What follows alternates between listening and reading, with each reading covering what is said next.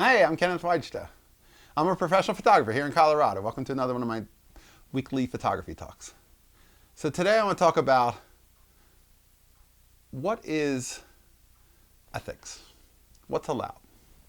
So for documentary photography, for journalism, I don't believe it's possible and allowed to change anything. I like my photographs a little messy if I'm photographing things that are real. I remember years ago I was working for the newspaper and I had to go photograph kids being read to by the governor, who at the time was Christy Whitman, and she was reading to some kids in some school program, and I went there to photograph her reading. So I got over her shoulder and I was shooting her in the foreground with them watching. And then the teacher said, well, some of them probably aren't in that photo from that angle. Do you want to get them all together with her? And I said, no. I just want to shoot what's really happening. And to me, they don't all have to be in the photo. It's not that I'm trying to exclude, but I'm trying to document what's going on.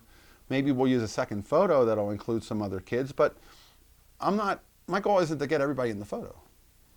And she said, but everybody else poses it. Everybody poses it. All the other papers pose it. And I said, yeah, I'm here to shoot for the news department and I don't want to pose it.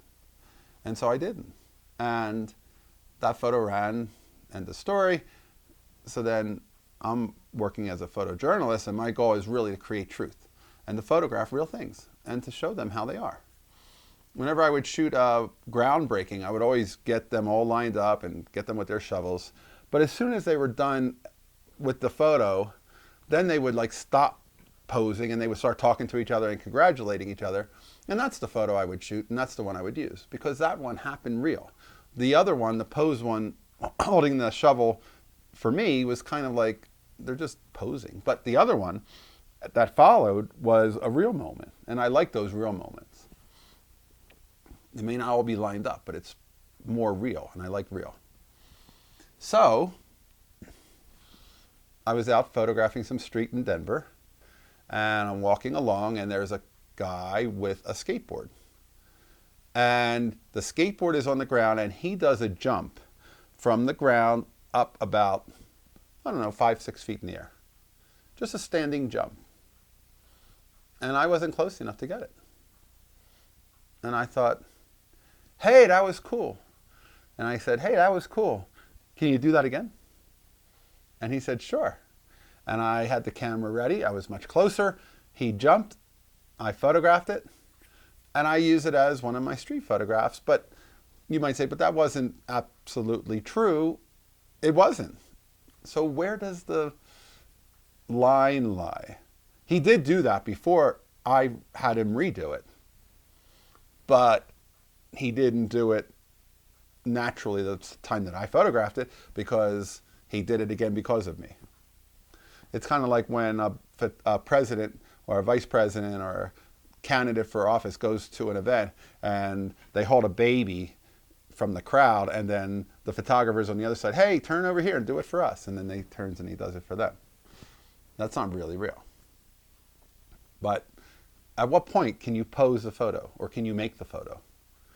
There have been many stories, like I remember back at the newspaper, there was a photographer who would go to the local school and say on the last day of school, I'll be outside, send them all running out on the last day. And it's like, well, if you actually are scheduling their departure, are they running out because you're there? Are you creating the moment? And there are many photographers who would say, oh yeah, you have to create the moment. Even back in the 50s and 60s, there were many, many photographs that we see that probably had some level of posing to them. And what's allowed and what's not allowed? If I were using this photograph of this skateboarder, which I'll put in the link below, if I were using that for a news story, I wouldn't have posed it as if I came across it. But if I was doing a feature on him, I could pose it, and so that would be okay. I guess I consider street photography a sort of an art project of documentation. And the fact that he already had done it and he could do it, I didn't make somebody do something that he wouldn't even ever do. It seems more okay in my book because it's not documentary strictly. It's more of an art form to shoot street to create little moments. And that moment did exist. But again, that's a blurred line there. Absolute truth makes it so that you don't do anything except for absolute truth. And that's a key part of photography right now. And journalism is we have to have truth in photography. Otherwise, we can't trust the media. Otherwise, we can't trust anything we see on Twitter or Facebook. And we need quality, truthful photography. So where do you stand on that? How far can you go?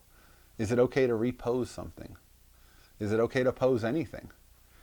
Because that photo I have, I like the photo, but the truth is it wasn't caught the first time it happened. It happened a second time because of my interference, my influence to the moment. So I'd be interested to see where we stand. To me, I think it means, for me, art has a little bit more leeway than documentary.